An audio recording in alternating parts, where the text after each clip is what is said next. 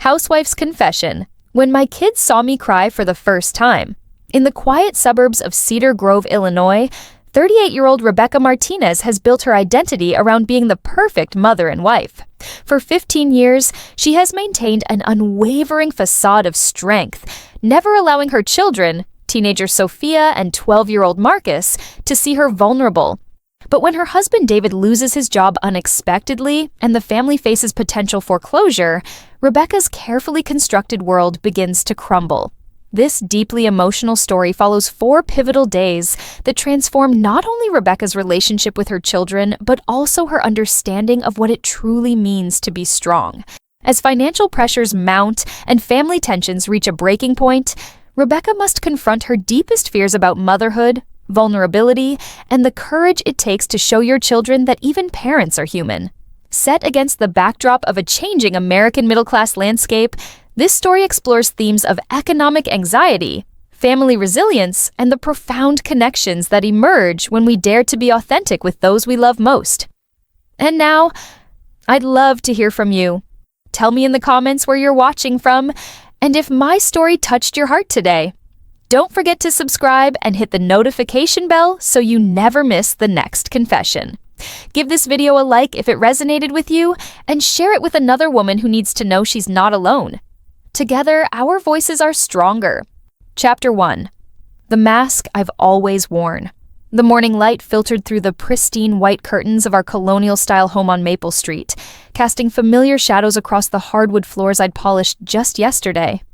I stood at the kitchen island, my hands methodically folding David's work shirts, a ritual I'd performed every Sunday for the past 15 years of our marriage. The rhythm was comforting. Smooth the collar, align the sleeves, create perfect creases. Everything in its place, just how I liked it. Mom, have you seen my calculus textbook? Sophia's voice drifted down from upstairs, accompanied by the sound of drawers slamming shut. At 17, my daughter had inherited David's analytical mind and my stubborn streak, a combination that served her well academically, but made her room look like a tornado had swept through it daily. Check under your bed, sweetheart, I called back, not breaking rhythm with the laundry. And make sure you eat something before school. I left blueberry muffins on the counter. Marcus bounded into the kitchen, his dark hair still damp from his shower and his backpack slung haphazardly over one shoulder. At 12, he was all limbs and energy, growing so fast I could practically watch it happen. He grabbed a muffin and took an enormous bite, crumbs falling onto the spotless granite countertop. Thanks, Mom. Hey, can Jake come over after school? His mom said it's okay if you're cool with it. I automatically reached for the paper towel dispenser, wiping away the crumbs before they could settle. Of course, honey, just make sure you both start your homework before you get too caught up in those video games. You're the best. Marcus grinned, that gap-toothed smile that never failed to make my heart skip a beat.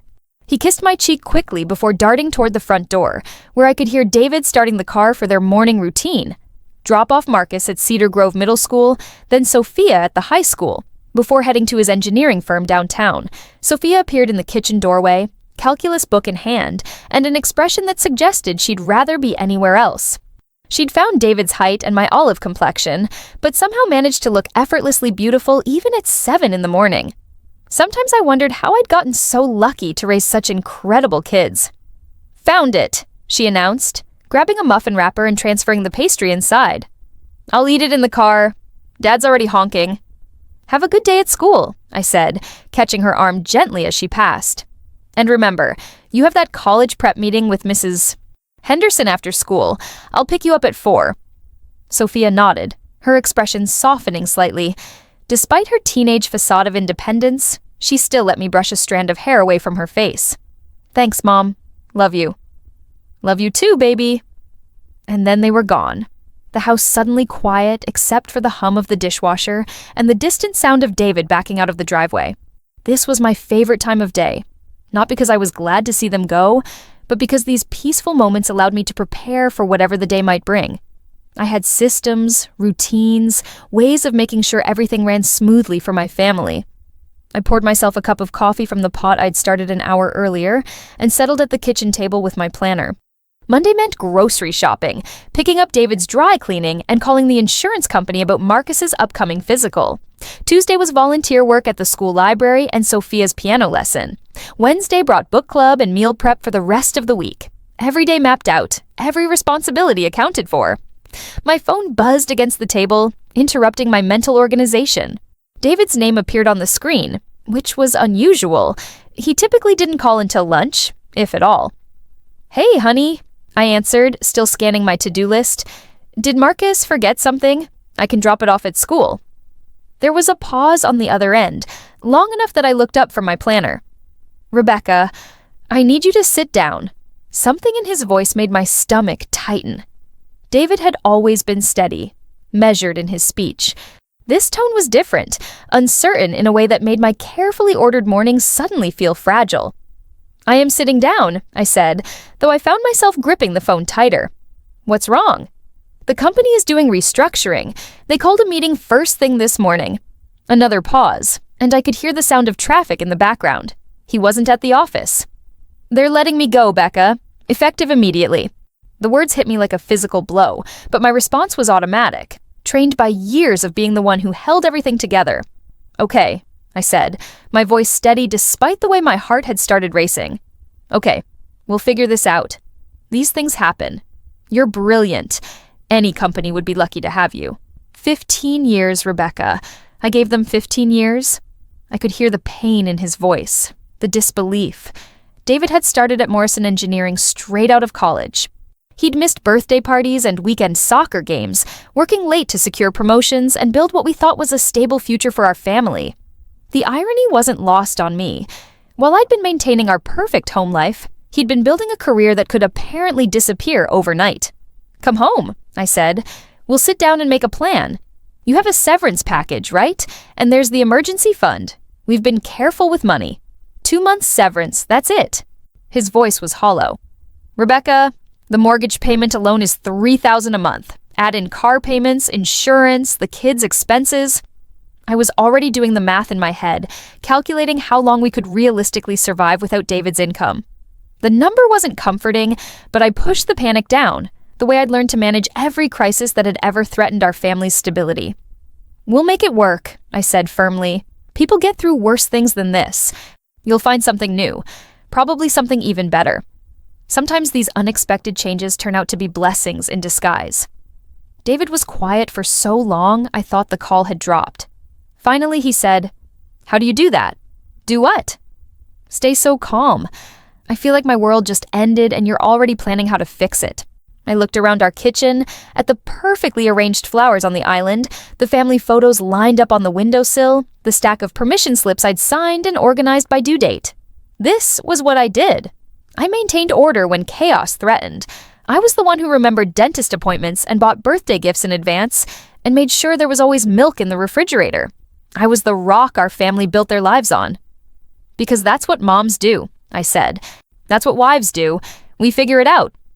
But after I hung up the phone, sitting alone in my pristine kitchen with my carefully planned week spread out before me, I felt something crack inside my chest. Just a hairline fracture in the armor I'd spent years constructing, but enough to let in a whisper of doubt. What if I couldn't figure this out? What if being strong wasn't enough this time? I pushed the thought away and reached for my laptop. There were resumes to update, networking contacts to reach out to, budgets to recalculate. I had work to do. The front door opened an hour later, and David's footsteps echoed through the entryway. I'd managed to create a preliminary action plan, complete with timeline and backup strategies. I'd also hidden away any evidence of the tears I'd allowed myself during the 5 minutes I'd permitted my composure to slip in the downstairs bathroom. David appeared in the kitchen doorway looking older than he had when he'd left that morning. His tie was loosened, his usually perfect posture slightly slouched.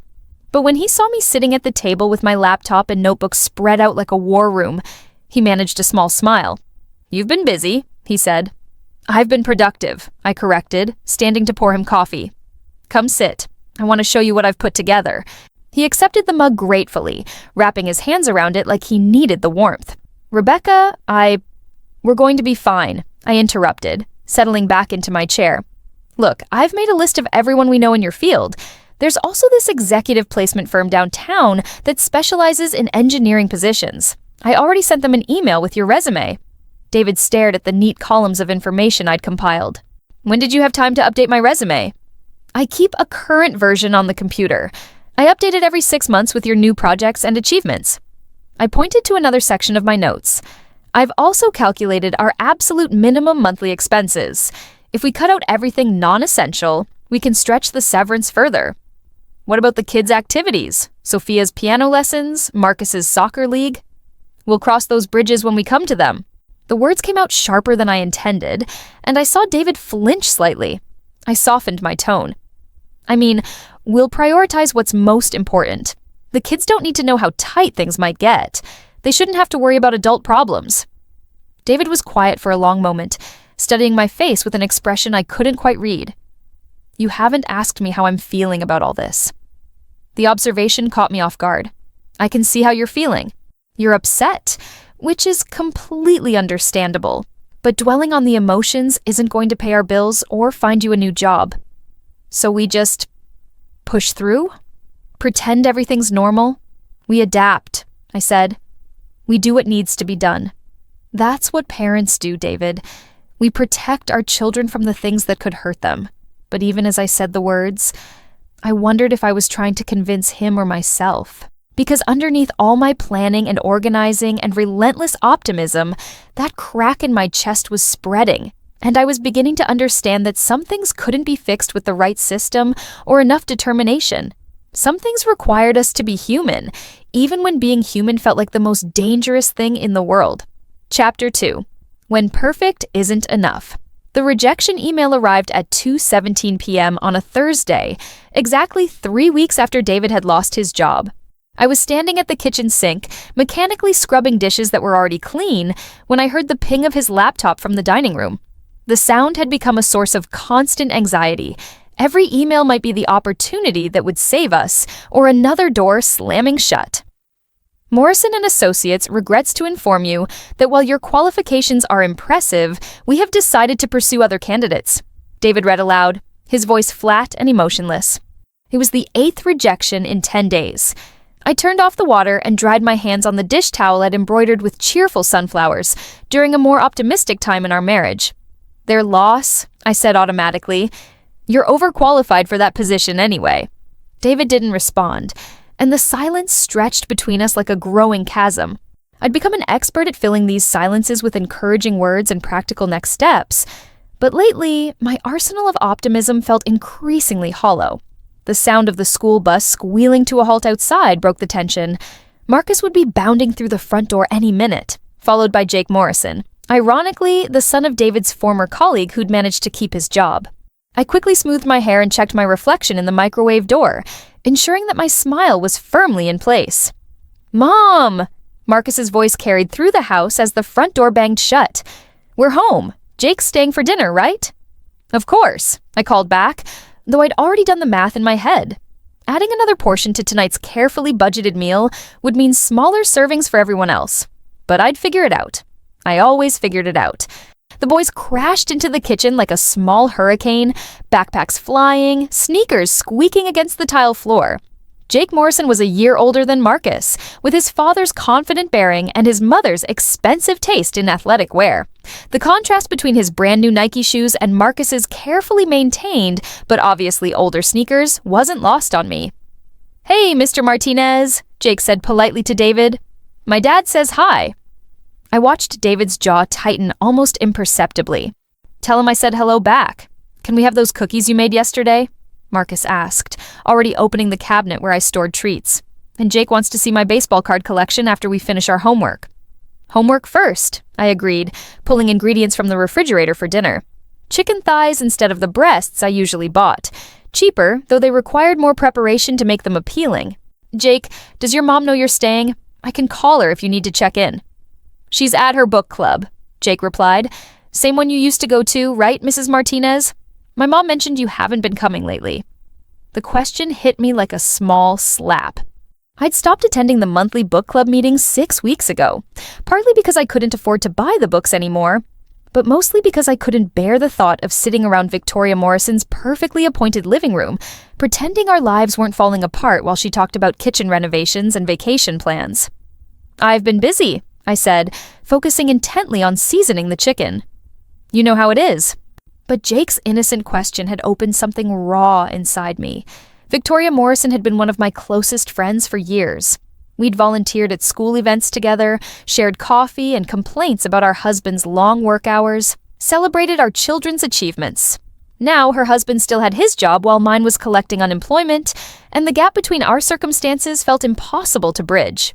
"Mom, can I have money for the spring dance?" Sophia's voice drifted from the hallway as she entered the kitchen, her phone pressed to her ear. "Madison's mom is taking us shopping this weekend for dresses." The request landed in my stomach like a stone. The spring dance was still 6 weeks away, but I knew from experience that teenage social events came with hidden costs: dress, shoes, hair appointment, dinner out with friends. What had once been manageable expenses now felt insurmountable. "We'll talk about it later," I said, giving her a meaningful look that I hoped conveyed not in front of Jake. But Sophia, caught up in her phone conversation and the excitement of teenage social planning, missed my signal entirely. "Come on, Mom. I need to know now so Madison's mom can plan. The dress I want is at Nordstrom and it's only $200. Plus I need new shoes, and maybe we could get my hair done at that salon you like?" The kitchen fell silent except for the sound of oil sizzling in the pan. David's chair creaked as he shifted uncomfortably. Marcus and Jake paused their animated conversation about baseball statistics. Even Sophia seemed to realize she'd said something wrong, lowering her phone and looking at me with confusion. "I said we'll talk about it later," I repeated, my voice tighter than I intended. "But why? You always let me—" "Sophia." The sharpness in my voice surprised even me. "Later." My daughter's face flushed, embarrassment and hurt warring in her expression. She mumbled something to her friend about calling back and shoved her phone into her pocket. The atmosphere in the kitchen had shifted from comfortable domesticity to uncomfortable tension, and I could feel everyone watching me, waiting for me to smooth things over the way I always did. But I didn't know how to smooth this over. I didn't know how to explain to my 17-year-old daughter that a $200 dress might as well cost $2,000 right now. I didn't know how to maintain the illusion of normalcy when everything normal about our lives was crumbling around the edges. "Can we work on homework upstairs?" Marcus asked quietly, clearly sensing the change in mood. "That's fine," I managed. "Dinner will be ready in an hour." The boys gathered their backpacks and fled, their footsteps thundering up the stairs. Sophia lingered for a moment, her expression uncertain. "Mom, is everything okay? You've been kind of weird lately." The question hung in the air between us, loaded with the kind of teenage perceptiveness that adults often underestimate. Sophia was 17, old enough to sense when something was wrong, but still young enough to expect her parents to have all the answers.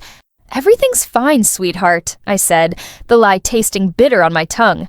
"I'm just tired today." "Why don't you go start your homework, and we'll talk about the dance over the weekend?" But Sophia wasn't buying my reassurance. She glanced at David, who was still staring at his laptop screen, then back at me. "You've both been acting strange for weeks. Dad barely talks anymore, and you keep making these weird budget meals. Are we poor now or something?" The word poor hit me like a physical blow. Poor wasn't what we were. We were temporarily inconvenienced, strategically adjusting our spending, making smart choices during a difficult transition.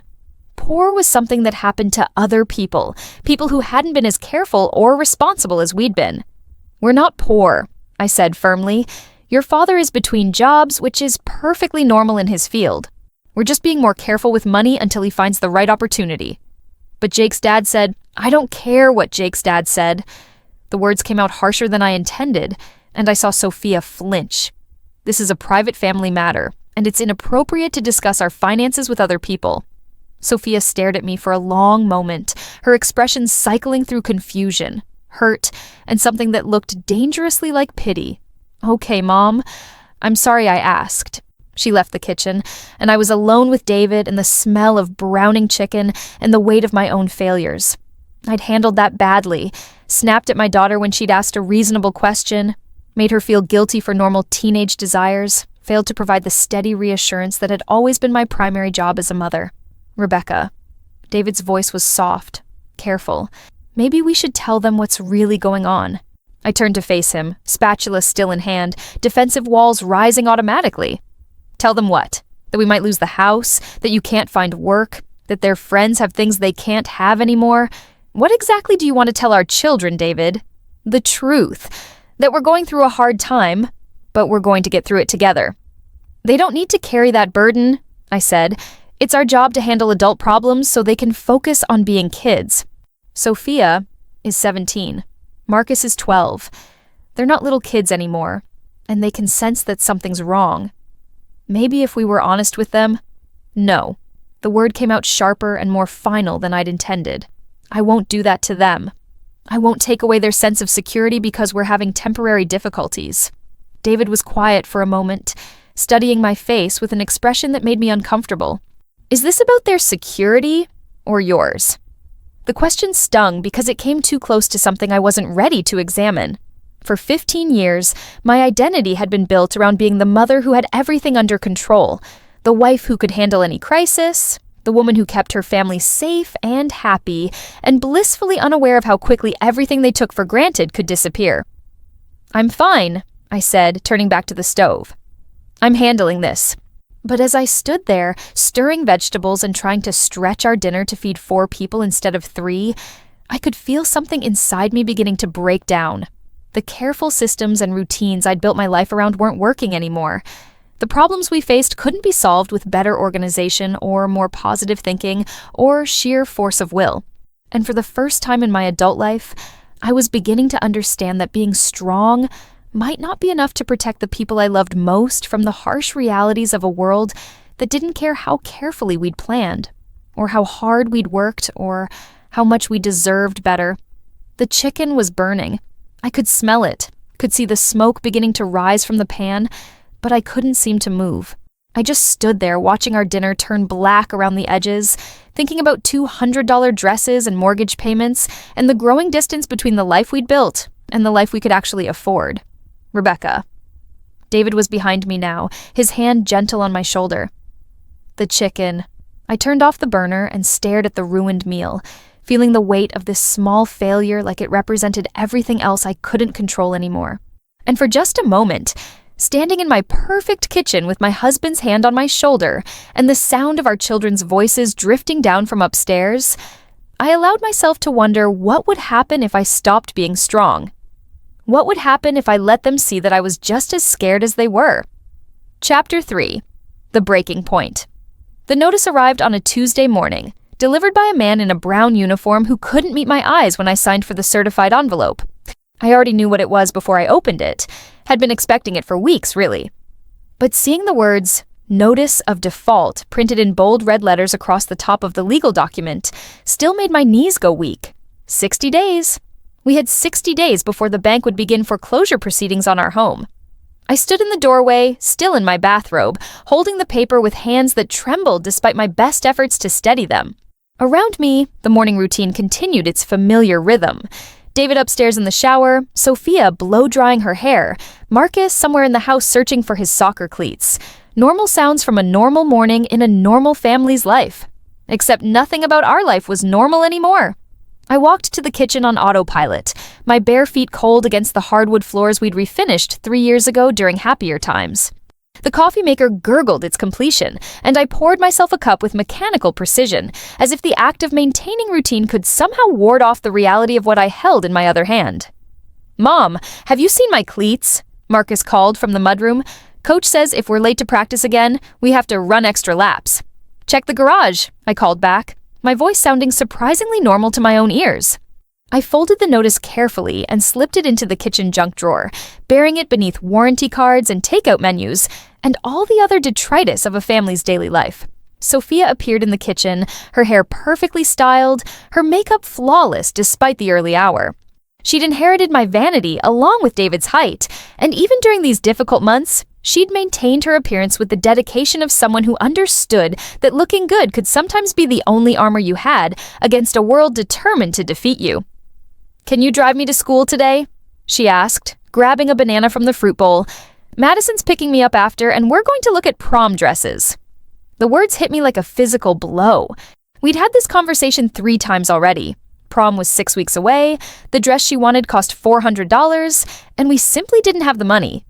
Each time I'd managed to deflect, suggesting we wait and see, promising to figure something out. But now, with the foreclosure notice burning a hole in my kitchen drawer, my patience snapped. "Absolutely not," I said, my voice sharper than I'd intended. "We've talked about this, Sophia. Prom is not in our budget right now." Sophia's face went through a complicated series of emotions: surprise, embarrassment, then defiance. "Madison's mom said she could loan us the money. It's not that big of a deal." "It's a very big deal," I said, setting my coffee cup down harder than necessary. "We don't borrow money from friends for luxury expenses. And prom is a luxury, not a necessity." "It's not a luxury. It's senior prom, Mom. It's like the most important night of high school. Everyone goes to prom." "Not everyone," I said firmly. "Some people have more important things to worry about than expensive dresses and fancy dinners." The hurt that flashed across Sophia's face was immediate and devastating. I'd crossed a line I'd been carefully avoiding for months. I'd let my financial stress bleed into my parenting, had made my daughter feel guilty for wanting normal teenage experiences. "Fine," Sophia said quietly, her voice thick with emotion.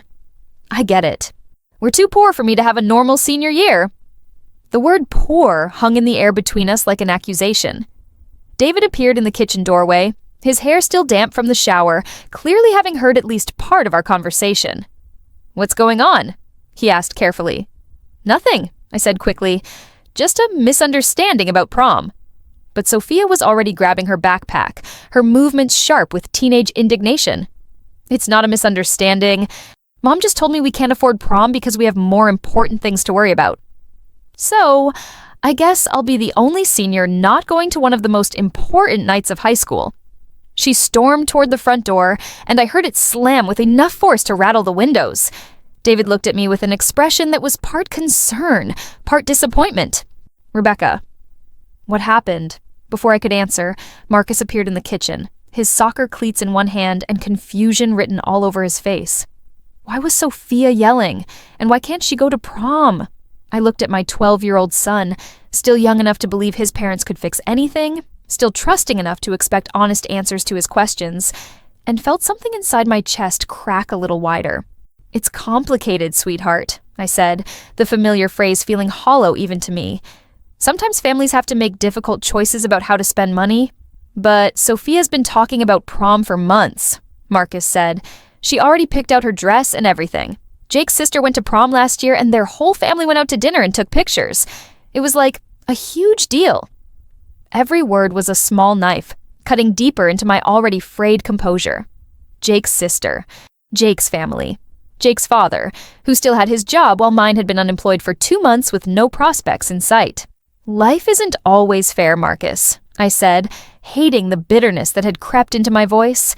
"Sometimes we don't get the things we want." Marcus stared at me with an expression I'd never seen before, a mixture of confusion and something that looked uncomfortably like disappointment. Not in the situation, but in me, in my inability to fix this problem the way I'd always fixed everything else. "But you always figure out a way," he said quietly. "You always make things work." The simple faith in his voice was devastating.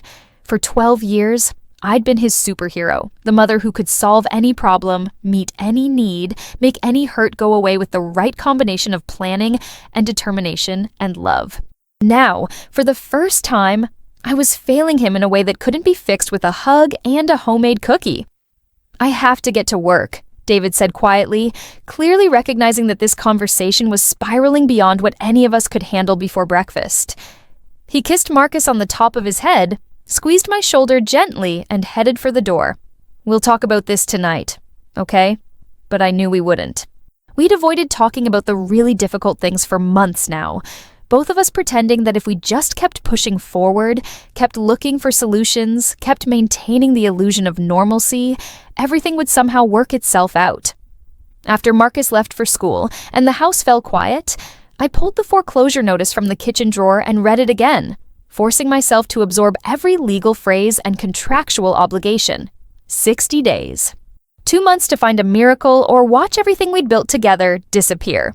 I called David's phone, but it went straight to voicemail. He was probably in another job interview, putting on his professional smile and pretending to be confident while some stranger decided whether our family was worth saving. The irony wasn't lost on me.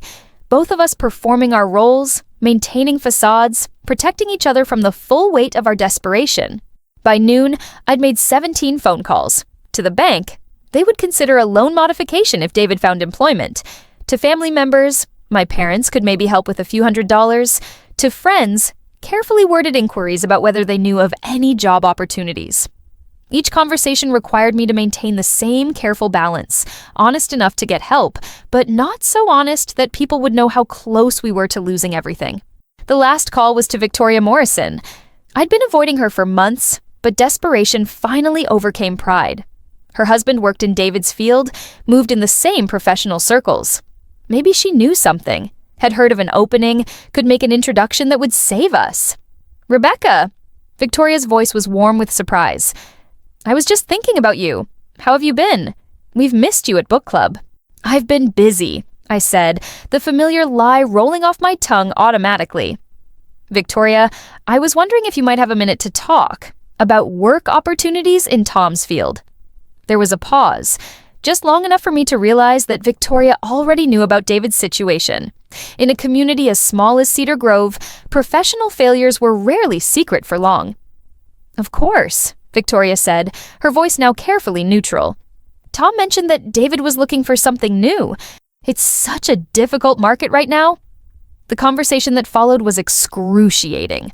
Victoria was kind, sympathetic, full of general encouragement, but lacking in specific opportunities. She promised to ask Tom to keep his ears open, offered to make some calls, said all the right things. But underneath the polite concern, I could hear something else. Relief that it was happening to us and not to them. Gratitude for the distance our circumstances had created between our families. After I hung up, I sat at the kitchen table and finally allowed myself to cry. Not the controlled tears I'd permitted myself in private moments over the past few months, but deep, wrenching sobs that came from a place I'd spent years keeping locked away. I cried for the dress Sophia wouldn't get to wear, for the security Marcus was losing, for the marriage David and I had built on assumptions that were proving fragile. I cried for the woman I'd been just 6 months ago, confident, competent, certain that good intentions and hard work would always be enough to protect the people I loved. When the tears finally stopped, I was empty but oddly clear-headed.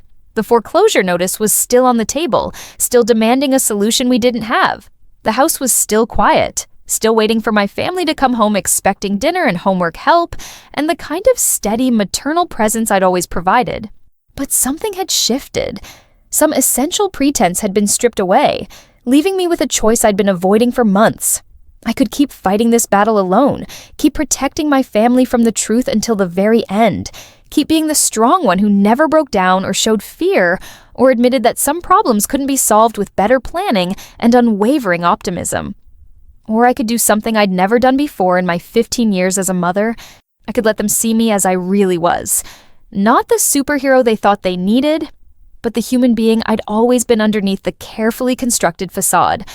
The thought terrified me more than losing the house. Chapter 4. The Courage to be Human. The afternoon Marcus found me crying, I was sitting on our back porch, holding the eviction notice that had arrived that morning alongside our usual stack of bills and advertisements. The legal language was cold and precise. We had 30 days to vacate the premises. 30 days to pack up 15 years of memories and find somewhere else to call home. I hadn't heard Marcus come through the house, hadn't realized he was there until his soccer cleats scraped against the wooden porch steps. When I looked up, his 12-year-old face was frozen in an expression of shock and confusion that would probably haunt me for the rest of my life. "Mom?" His voice was small, uncertain. Are you crying?" I felt every instinct I developed as a mother kick into overdrive. Wipe the tears, smile, deflect his concern with a joke or a distraction. Protect him from this moment of maternal vulnerability that could shake his fundamental understanding of how the world worked. I'd spent his entire life being the constant, the source of strength and certainty in an uncertain world. But I was so tired.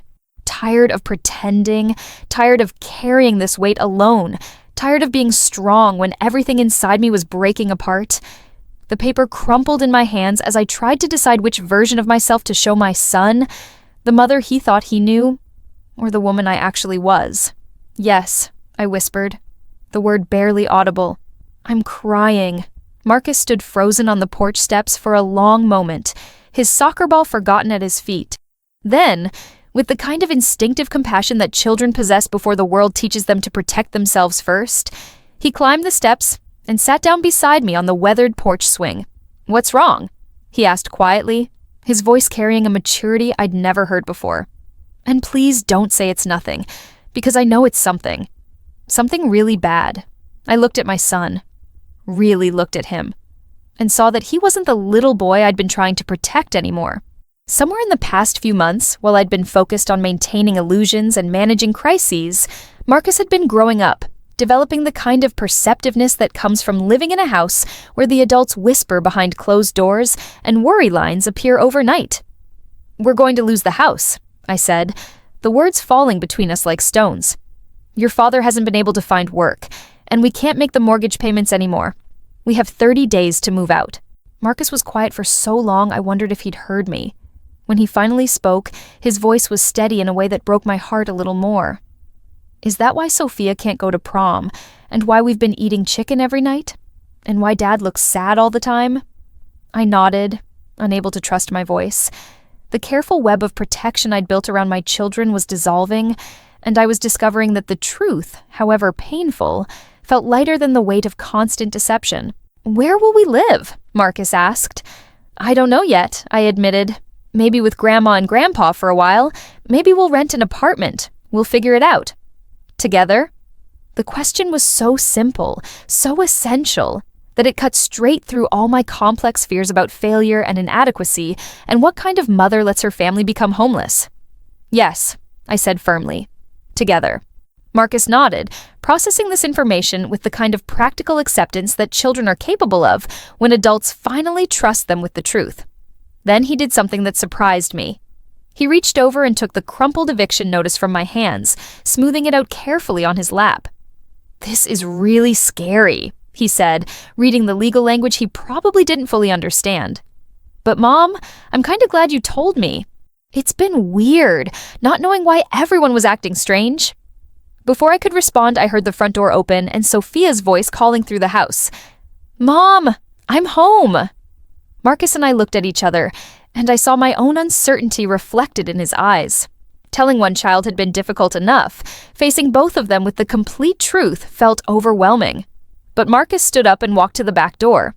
"We're on the porch," he called, "and Mom has something important to tell you." Sophia appeared in the doorway a moment later, her school backpack still slung over one shoulder, her expression shifting from casual teenage indifference to concern as she took in the scene. Her mother with tear-stained cheeks, her younger brother's unusually serious demeanor, the official-looking papers scattered on the porch swing. "What's going on?" she asked, that familiar note of wariness creeping into her voice. Over the past few months, family conversations had become minefields of tension and unspoken anxieties. "Sit down, sweetheart," I said, gesturing to the wicker chair across from the swing. "We need to talk." Sophia remained standing, her arms crossed defensively across her chest. "Are you and Dad getting divorced?" The question caught me off guard. In all my worrying about financial ruin and family security, I hadn't considered that our children might be interpreting our stress as marital problems. "No," I said quickly. "No, honey, your father and I are fine. This is about something else, something I should have told you both weeks ago." I explained everything then. David's job loss, our dwindling savings, the mounting bills, the foreclosure proceedings. I told them about the nights I'd lain awake calculating and recalculating our expenses, about the humiliating phone calls to family members asking for help, about the rejection letters and failed interviews, and the growing realization that the life we'd built together was slipping away despite our best efforts to hold on to it. Sophia listened with the kind of focused intensity she usually reserved for studying for important exams. When I finished, she was quiet for a long time, staring out at the backyard where she'd played as a little girl, where Marcus still kicked his soccer ball against the fence every afternoon. "So that's why you've been so weird about money," she said finally, "and why you got mad about prom." "I wasn't mad about prom," I said. I was heartbroken that I couldn't give you what you wanted. What you deserve. I don't deserve anything, Sophia said, her voice sharper than I expected. I mean, not more than anyone else deserves a safe place to live and enough food to eat. Prom is it's just a stupid dance. But I could see the tears gathering in her eyes, could hear the way her voice wavered on the word stupid. Prom wasn't just a dance to her, it was a milestone, a rite of passage, a symbol of all the normal teenage experiences she was realizing she might have to give up. It's not stupid, I said. It matters because it matters to you. And I'm sorry I can't make it happen. You can't fix everything, Mom, Sophia said, wiping at her eyes with the back of her hand. I know you think you can, but some things are just unfixable. The observation was so mature, so understanding, that it took my breath away. When had my teenage daughter become wise enough to comfort her mother? When had she stopped needing me to be invincible and started needing me to be real? I know, I whispered. I'm learning that. We sat in silence for a while, the three of us processing the new reality we were facing together. The autumn air was crisp, carrying the scent of burning leaves from somewhere in the neighborhood. In 6 months, some other family would be sitting on this porch, making their own memories in the house that had been our whole world. So, what happens now? Marcus asked eventually. Now we figure out our next steps, I said. As a family, no more secrets, no more pretending everything is fine when it's not. We make decisions together about what's most important and what we can live without. Can I still play soccer? Marcus asked, his voice small with worry. I thought about the league fees, the equipment costs, the gas money for driving to practices and games, all expenses we couldn't afford. But looking at my son's face, seeing how much he needed this one constant in his rapidly changing world, I made a decision that surprised even me. We'll find a way, I said. Maybe we can't afford new cleats, and maybe you'll have to ride with other families to away games, but yes, you can still play soccer. Marcus's smile was radiant, and I realized something important. Protecting my children didn't mean shielding them from every difficulty or disappointment. Sometimes it meant showing them that even when life becomes scary and uncertain, the people who love you will fight to preserve the things that matter most. What about Dad? Sophia asked. Is he okay with us knowing all this? I thought about David, probably sitting in another waiting room somewhere, filling out another application, trying to convince another stranger that he was worth taking a chance on. He'd been carrying this burden too, pretending to be confident when he felt defeated, maintaining his own facade of strength for the sake of our family. He'll be relieved, I said. We've both been trying so hard to protect you that we forgot you might be strong enough to handle the truth. We are, Marcus said with the kind of certainty that only 12-year-olds possess. We're a family. Families stick together when things get bad, right? Right, I agreed, feeling something inside my chest that had been clenched tight for months finally begin to relax. That's exactly right. The front door opened again, and I heard David's footsteps crossing the hardwood floors. His interview must have ended, though I couldn't tell from the sound of his movements whether it had gone well or poorly. These days, even good interviews rarely led to job offers. Back here, Sophia called before I could speak. David appeared in the doorway, loosening his tie, his expression shifting from tired to concerned as he took in our assembled family meeting. What's going on? Is everything all right? We told them, I said simply, about everything. David's face went through a complex series of emotions, surprise, worry, then something that looked like relief. He walked over to the porch swing and sat down beside me, close enough that our shoulders touched. How did it go? He asked quietly. Better than I expected, I admitted. They're stronger than I gave them credit for. We all are, Sophia said, standing up and brushing off her jeans. And Dad, the interview today, how was it? David glanced at me, and I nodded encouragingly. No more protecting each other from disappointment. Not great, he said honestly. They're looking for someone with more recent experience in commercial design. But I have 2 more interviews next week, and the placement agency called about a potential contract position. Contract is better than nothing, Marcus said pragmatically. Right? Right, David agreed, ruffling Marcus's hair. It's a start. As the sun began to set behind the trees in our backyard, we sat together on the porch of the house we were going to lose, and for the first time in months, I felt something I'd almost forgotten, hope. Not the desperate, grasping hope I'd been clinging to for weeks. The hope that some miracle would save us from having to change anything about our lives. This was different. This was the quiet, steady hope that comes from understanding that even when everything familiar falls apart, the essential things, love, commitment, the decision to face difficulties together, remain intact. "I love you all," I said, the words feeling both simple and profound. "Whatever happens next, we're going to be okay." "Even if we have to live in a tiny apartment?" Marcus asked. "Even if we have to shop at thrift stores?" Sophia added. "Even if I have to take a job that pays half what I used to make?" David concluded. "Even then," I said firmly, "because we'll be together and we'll be honest with each other, and that's what makes us a family." Later that evening, after we'd ordered pizza with our last credit card, a decision we made collectively, acknowledging it was impractical but necessary for morale, and spent hours talking through our options and priorities, I found myself alone in the kitchen, cleaning up dinner dishes and reflecting on the woman I'd been just that morning. That woman had been so afraid of appearing weak that she'd isolated herself from the very people who could have helped her carry the load. She'd been so invested in being the perfect mother that she'd forgotten children need to see their parents as human beings, flawed, struggling, but ultimately resilient. The woman I was tonight felt different, lighter, despite the weight of our circumstances, more connected to my family, despite having revealed my deepest fears and failures, stronger, despite having finally admitted I couldn't fix everything. When David came into the kitchen, wrapping his arms around me from behind as I dried the last of the dishes, I leaned back against his chest and allowed myself to feel grateful for this strange gift our crisis had given us, the gift of being real with each other. "Thank you," he whispered against my hair, "for today, for letting them see you cry, for trusting them with the truth." "Thank you for not being angry that I waited so long," I replied. "We both did what we thought was best," David said, "but this is better." Outside, Marcus was practicing his soccer juggling in the gathering darkness, determined to master the skill before his next game. Sophia was on the phone with Madison, probably explaining why prom shopping was off the table, but somehow sounding lighter than she had in weeks. Tomorrow would bring new challenges, apartment hunting, budget recalculations, difficult conversations with extended family and friends. The practical realities of our situation hadn't changed. We were still facing foreclosure, still struggling financially, still uncertain about our future.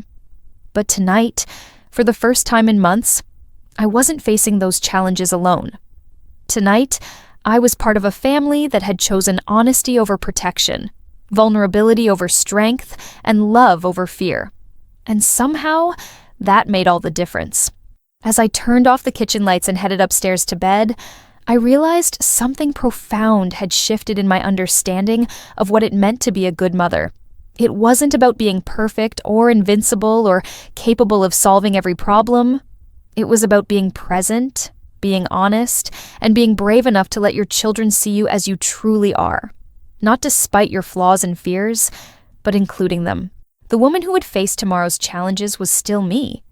But she was also someone new. Someone who understood that the greatest gift you can give the people you love is not the illusion of your strength, but the reality of your humanity. And in that realization, I found a peace I hadn't known I'd been searching for. The end. And now, I'd love to hear from you.